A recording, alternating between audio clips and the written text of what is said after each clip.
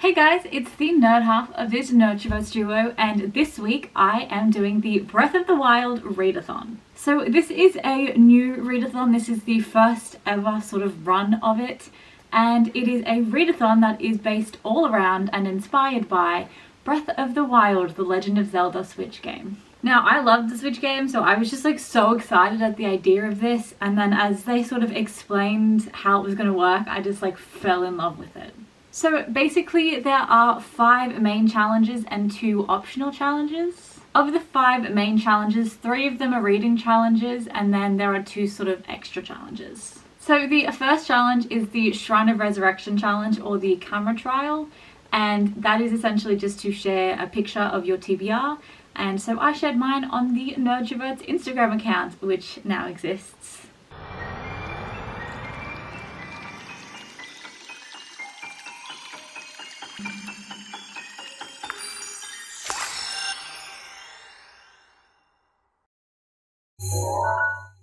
The other non-reading challenge is the Stasis challenge, which is just to compete in a reading sprint. I'm a little nervous about my ability to complete that challenge because I've got a pretty busy week. All of these challenges revolve around the shrines that exist on the Great Plateau, which is where you go to sort of get like some of your special abilities, like your bombs and your magnesis and your stasis and all of that. And so the idea is if you complete the challenge, you unlock that ability, which will help in the future reading challenges. So without further ado, here is my TBR. The first book on my TBR is Across the Green Grass Fields by Shauna Maguire, which is, I think, the 6th book in the Wayward Children series. So this series is just a bunch of little novellas that follow these people who, for whatever reason, don't really fit in this earth, and a doorway opens for them and like takes them to the world that they're meant to exist in. And usually for these characters, for whatever reason, they have had to leave their fantasy world and come back to the real world, and they can never go back. The door doesn't reopen. And so they have to learn how to readjust and exist in the real world. I'm kind of going into this one a little blind, but I'm very excited. This book completes the Bomb Trial Challenge, which is to read an action-packed book set in a land far away. So either this is going to be set in like a fantasy land, or it's going to be set probably somewhere in America, which for me is far away because I live in Australia. So either way, this completes the challenge, and I hope it's action-packed, but I'm fairly certain it will be. The next book on my TBR is Upside Down by Anna Walker. This book follows 2 boys, one of which is gay and the other who is asexual.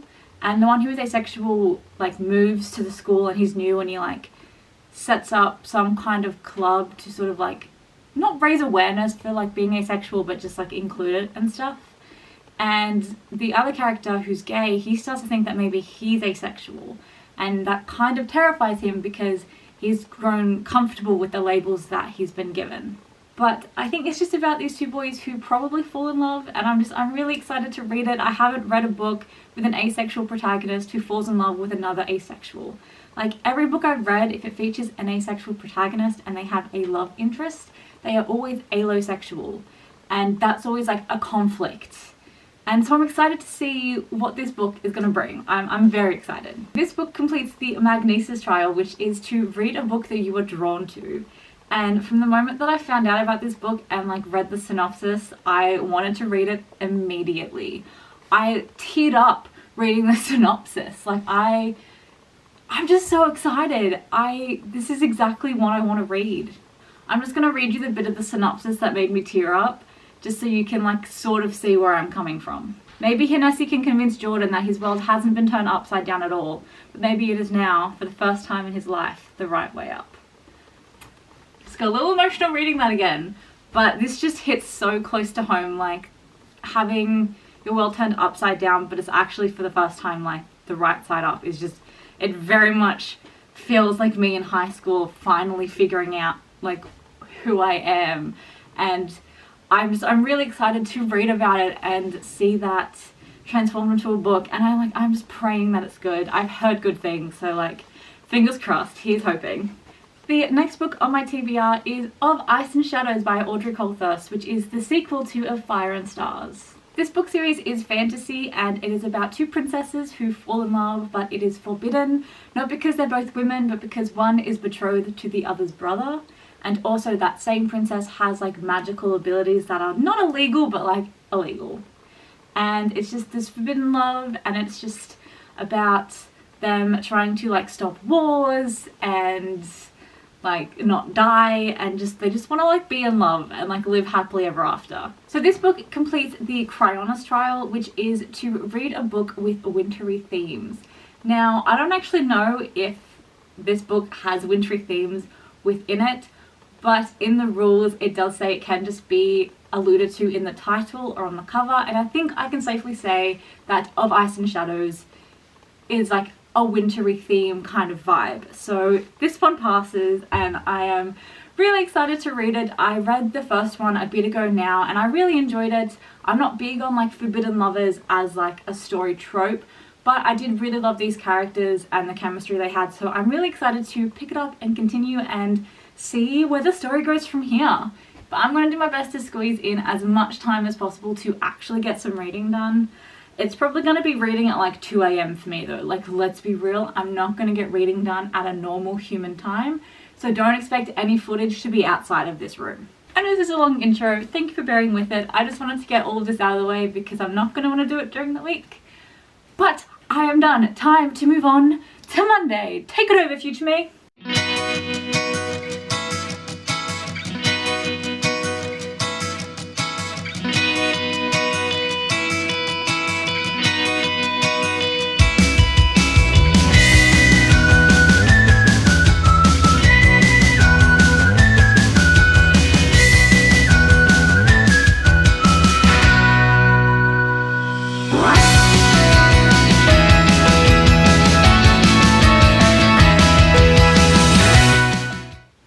Reading for half an hour, but I think I'm gonna stop because I'm really tired. Like, my eyes are hurting, and I'm ready to go to bed. I'm not usually ready to go to bed this early, but I'm ready to go to bed. I'm 63 pages in to Across the Green Grass Fields, and I am really enjoying it so far. I had a couple moments where I was very much reminded of one of the other books that Shauna Maguire wrote, In an Absent Dream, I think it might have been. But there was just like a couple of times when I was like, wait, have I read this? But I haven't, because the story is different. But there are just things that were just reminding me. Doesn't mean it's a bad thing. I think that the similarities between these books is actually a good thing. It shows how these characters come from very similar sort of backgrounds, and how they all sort of have the same kind of moments that lead them to their doors, and how they all sort of get to where they get in the stories. So I kind of like that it's similar, but it was just kind of trippy, and I'm tired, so my brain isn't functioning properly. I'm excited to continue, but I just don't think I will be continuing tonight. I think I'm just a little sleepy. It's been a day and I think I'm ready to go to bed, and then get a bit of an earlier start tomorrow, do some work for my dad, and maybe I'll get some reading done tomorrow night instead. So I will fill you in whenever I pick up books next. I need to go to bed. So it is about 10:50 and I have just finished Across the Green Grass Fields by Shauna Maguire, which completes the challenge for the Remote Bomb Trial, which is to read an action-packed book set in a far-off land.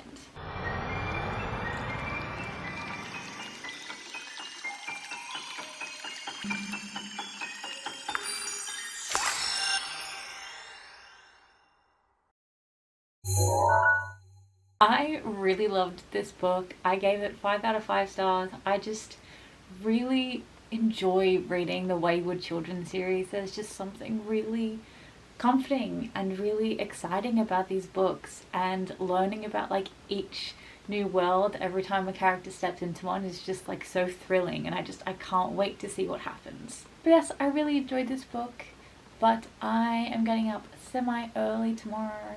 So I'm going to head to bed shortly, and hopefully I will start a book tomorrow night, and we shall see how I go from there. So it is now Tuesday night. Very little has changed.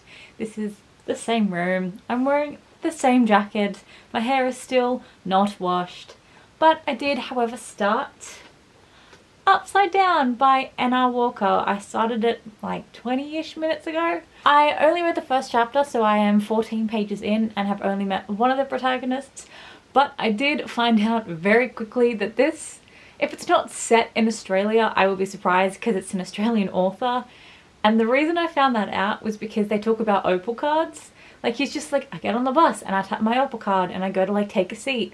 And I'm like, opal card? Is that a thing in other countries? And so I like flip to like about the author and it's like, is an Australian author. And I was like, oh, it's a bit too early to say whether or not I'm enjoying it because I'm only like 10-ish pages in. But I am excited to keep reading. Hopefully I will get some more reading done. But it is cold because we're going towards winter in Australia. So I'm going to get in a bath and then I'm going to get under my covers and do some reading. And we will see how much I can get done tonight. I'm not overly confident. I've got a bit of a headache and I've probably got an early-ish morning tomorrow. So we shall see. So I have done a little bit more reading. I'm on page 64 and I have a little bit more of an impression of this book. It is in fact set in Sydney, so that's kind of fun, but I don't know Sydney well enough to really care about the place. I'm enjoying the book so far. I do like the main characters. I find Jordan like a little bit annoying. Like he's very self-deprecating and anxious, and it's to the point where it's almost too much. And I know people can be like that, but because we're reading from his point of view and he does nothing to sort of shut it down, he just lets himself spiral, it just frustrates me because I'm like, these are self-destructive behaviors. Please find ways to cope with this because it will be a detriment on your life. And it's frustrating me a bit. But hopefully that sort of improves as the book goes on and he gains more confidence and all of that jazz. But I am enjoying it. I don't really have many critiques other than that, but I'm not very far in. But I am excited to keep reading. I don't know how much more I'll get done tonight, but we shall see. Hopefully I can get a little bit more done. But I'm kind of tired and I kind of just want to watch like YouTube and like just chill out and de-stress from today before going to bed. So we shall see, but I will give you some kind of an update tomorrow at some point, I'm sure.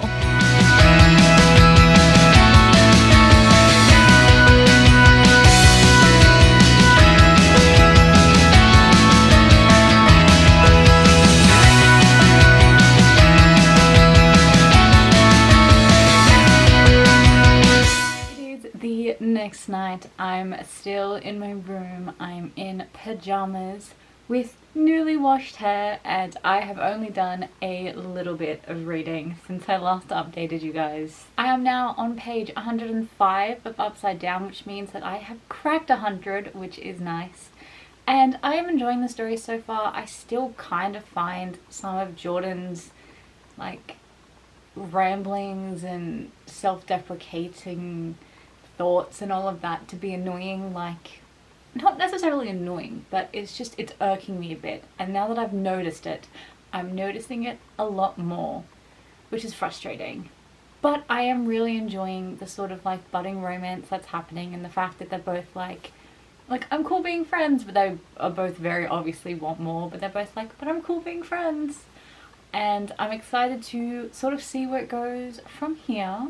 I also like the idea of all the people that they catch the bus with, like just like eavesdropping and like shipping them. Like I really hope that becomes like a theme, like at the end of the book after they have like a fight or a misunderstanding or like whatever's gonna happen in this book, that like someone on the bus is like, what happened? Like, stop being dumb, run to him, tell him you love him, you know, like that kind of thing. It doesn't sound like a real thing that would ever happen on a bus, let alone a bus in Sydney. But I don't know, I guess if you saw the same people on the same bus route every single day, you'd feel some sort of like kinship with them, and you'd probably be kind of invested in their lives even if you don't want to be. So I'm kind of excited to like see that play out. I hope that becomes a thing. I hope it's not just a one-off. But yeah, I mean, I am enjoying my time with this. I am a little annoyed by how long it's kind of taking me to read this book.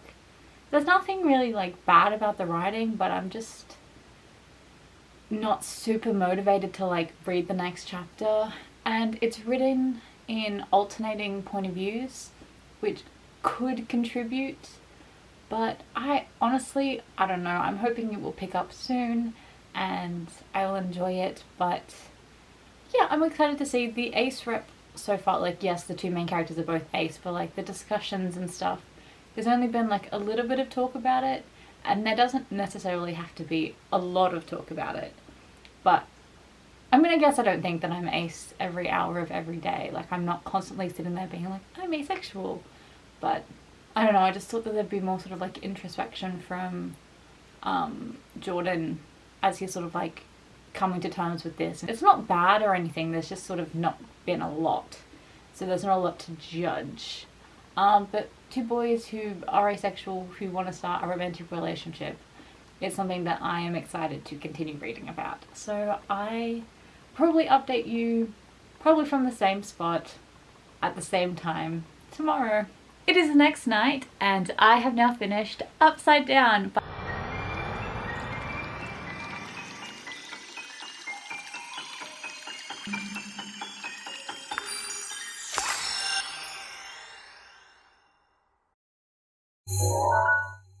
I think I enjoyed this book. I have a lot of thoughts. I have some conflicting thoughts. I kind of want to write a more in-depth Goodreads review because I have insight into an asexual brain, and just some of the conversations and some of the ways that it was talked about, it feels a little off.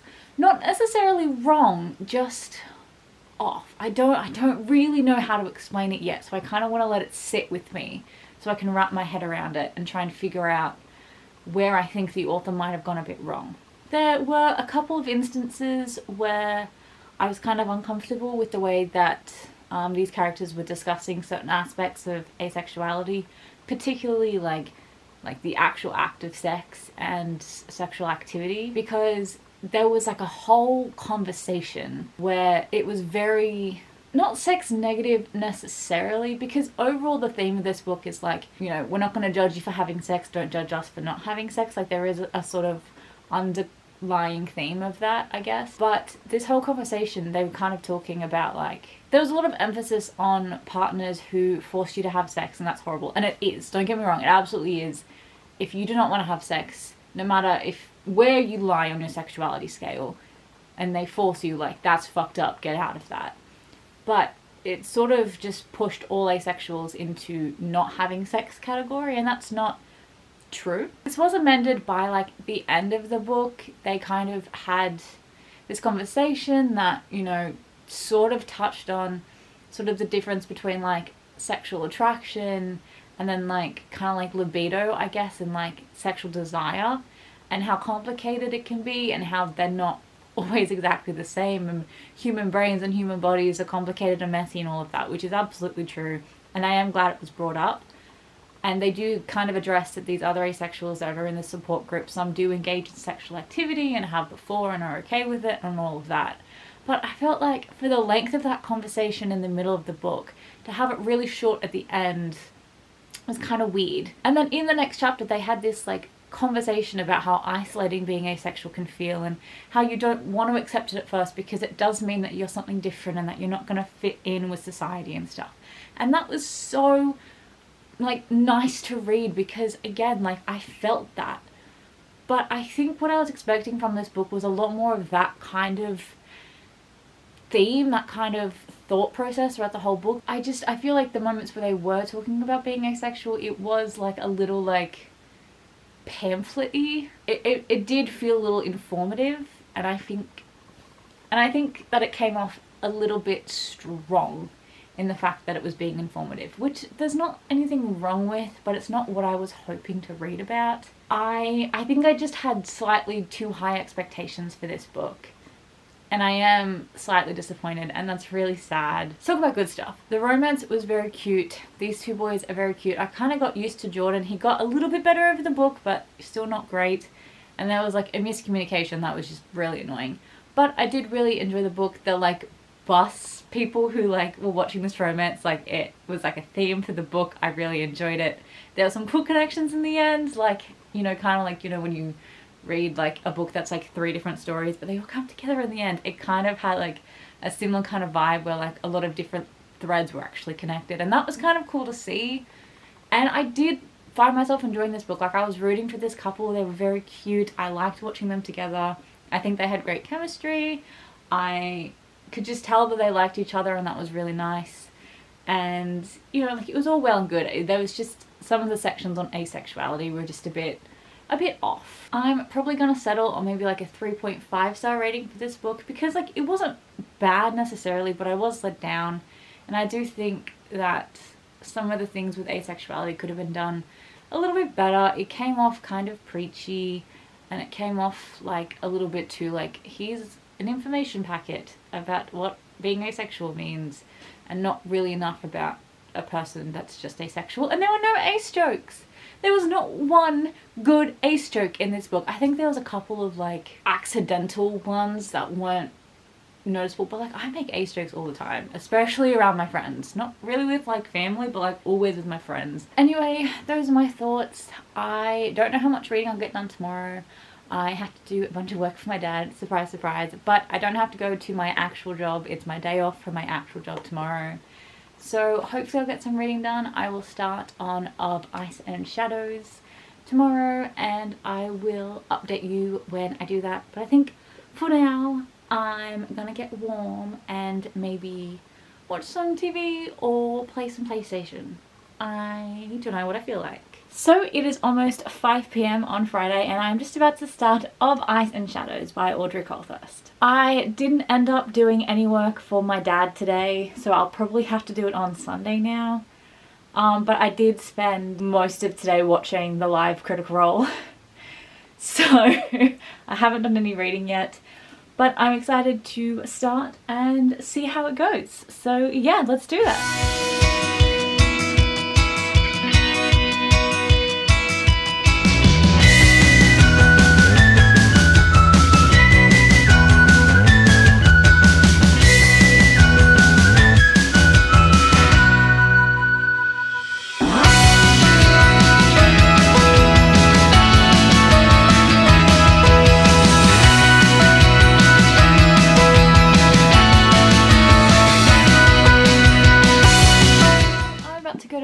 But I thought I'd let you know that I'm on page 77 of Ice and Shadows, and I am really enjoying it. It is surprisingly easy to pick back up sort of from where I finished. I thought I would kind of forget characters and plots and stuff, and I think I have to a certain degree, but it's not sort of like hindering my experience with this book, so that's nice. But I have to get up early-ish again tomorrow because I'm going shopping with Karina. And I need to go to bed. It's 1 a.m. I need to go to bed. So I'm going to say goodnight, and hopefully I can get some more reading done tomorrow afternoon, but we shall see. So it is now Sunday. I didn't update yesterday because I didn't do any reading. I did some like party prep shopping with Karina, and then by the time I got home I had a migraine and I had cramps, and I just like took some Ponstam and went to bed, and it was like 3 p.m. So I didn't do any reading yesterday. I did some reading when I woke up, and also like just after lunch. It is now about 4 o'clock, and I've probably still got like, I'm not quite halfway through this book, and it's 440 pages. So I've probably got like another 250 pages ish to go. So wish me luck. I have still got quite a few hours left in the day, but hopefully I can smash through it, and in that way I can do all of the like main sort of challenges. I don't think I'm gonna get to the house in the Cerulean Sea. I think I'll have to read that a bit after, but I do hope that I can finish Of Ice and Shadows today. Wish me luck.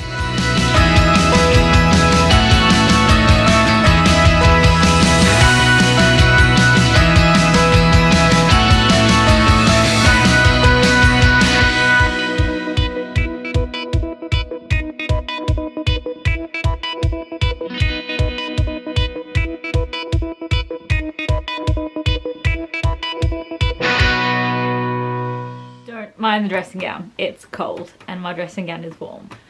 But I have made quite a bit of progress on Of Ice and Shadows. I am now more than halfway through, which is exciting. I also did a reading sprint earlier, which was interesting. I'd never done one before and I was like trying to figure out like how to do it. You just set a time and then you just read as much as you can in that time and talk about how much you read. Basically, is what I think you do. But for this readathon, there's actually a Discord, and one of the chats in the Discord is for reading sprints. And so I just messaged, I was like, anyone up for a reading sprint right now? I kind of want to start, like, I want to get through this book. And a couple people were like, yeah, like, we're down. I was like, all right, let's go from like 45 minutes until 15 minutes, so a half an hour sprint, because everyone's in different time zones. And I think 3 people joined me, someone on an audiobook and then 2 people just reading normally. And yeah, so we did a reading sprint. I read 55 pages. But yeah, so that's another challenge ticked off. That is the stasis challenge, stasis trial, which I have now done, which was just to participate in a reading sprint.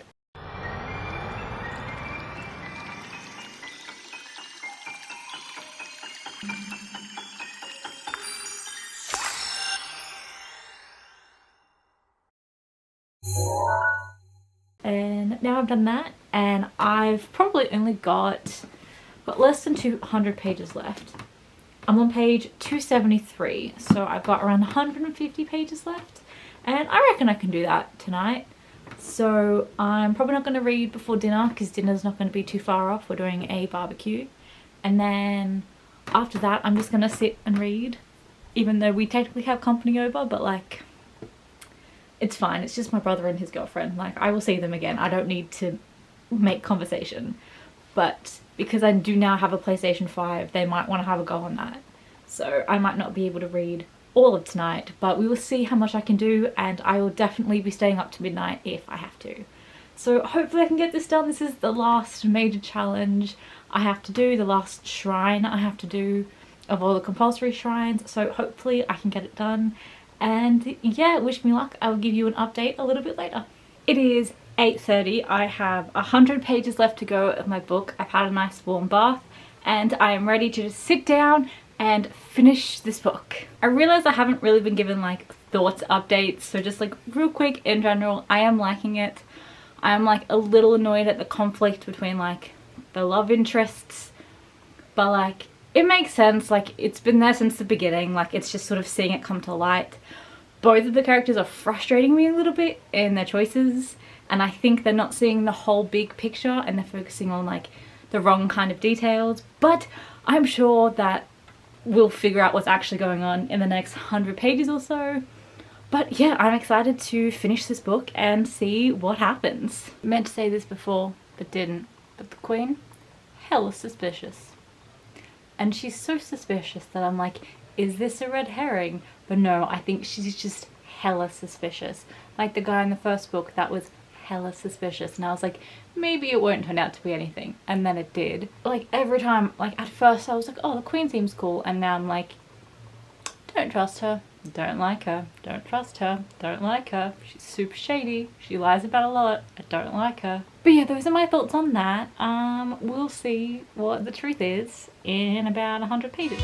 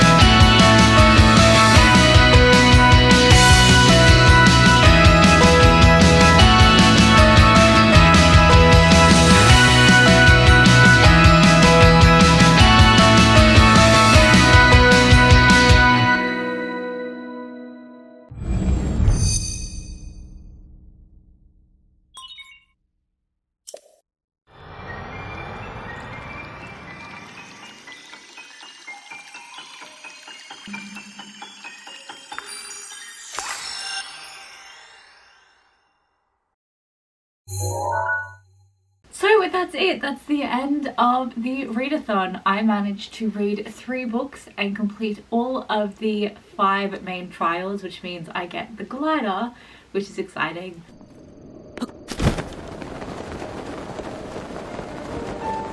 I didn't finish my entire TBR. I didn't get to read The House in the Cerulean Sea, but that's okay because I will be reading that soon enough anyway. But overall, I did enjoy all of the books that I read, and I am very glad that I read them. Thank you for watching. I know this probably wasn't the most entertaining reading vlog, but I had a very busy week and I'm really proud of the amount of reading that I managed to get done despite being so busy. So thank you for following along with me, and if you have read any of these books, let's talk about them. And if you competed in the readathon, tell me about the books that you read and the trials that you completed. I would love to hear about it. So with that said, thank you so much for watching, and I'll see you next time. Bye!